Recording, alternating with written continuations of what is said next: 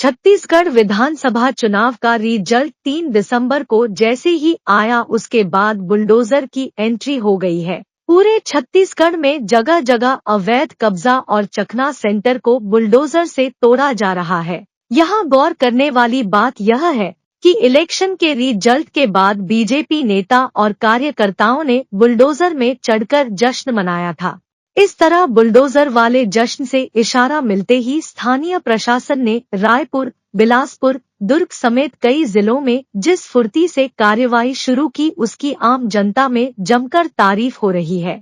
रायपुर में 5 दिसंबर को पहली कार्रवाई हुई। तब से आज तक लगातार अलग अलग इलाकों में अवैध निर्माण जमींदोज किए गए। इस कार्रवाई का विरोध करते हुए कांग्रेस ने कहा है कि बिना किसी सूचना के कार्रवाई करना ठीक नहीं है। इस पर बीजेपी ने कहा कि कानून तोड़ने वालों पर ऐसी कार्रवाई जारी रहेगी।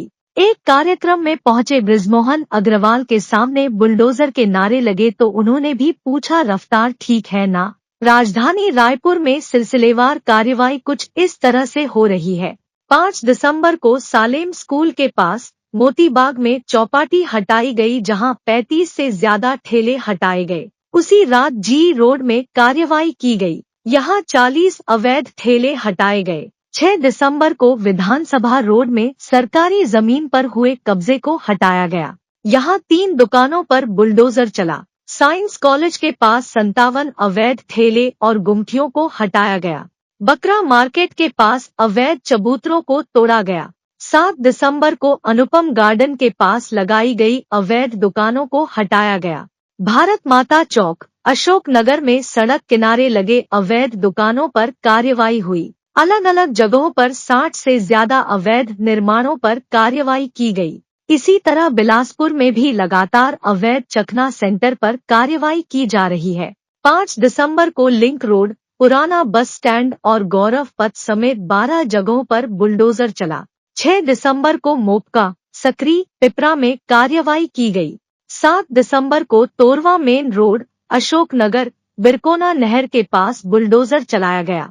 3 दिनों में करीब 25 से 30 चखना सेंटर हटाए गए हैं। दुर्ग भिलाई में भी चखना सेंटर पर कार्रवाई की जा रही है। 5 दिसंबर से लगातार 3 दिन तक वैशाली नगर, सुपेला और दुर्ग के कोतवाली थाना इलाके में चखना सेंटर हटाए जा रहे हैं।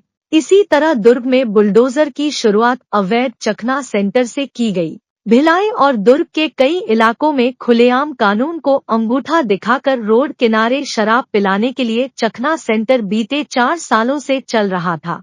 उन्हें अब मिट्टी में मिलाने की कार्रवाई शुरू हो गई है। इसी तरह कई अवैध कब्जे भी हटाए जा रहे हैं। सुपेला का संडे बाजार एक खास समुदाय के लोग राजनीतिक तुष्टीकरण के कारण रोड घेर कर लगाते थे।